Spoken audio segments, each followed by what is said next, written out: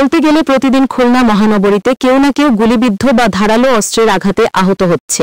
অধিকাংশ ঘটনার শিকার ব্যক্তি প্রতিপক্ষ গ্রুপের হামলার শিকার।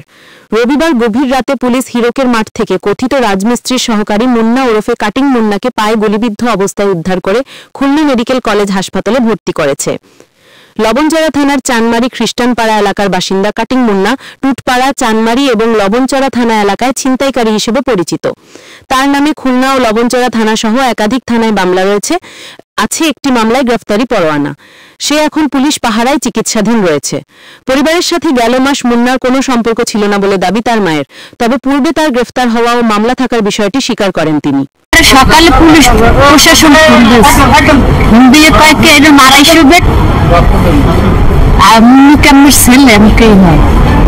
এরপরে আইসি আর এসব এর আগে কি হয়েছে না হয়েছে কিছু রাজমিস্ত্রি রাজের কাজ সেগুলো আগে করতো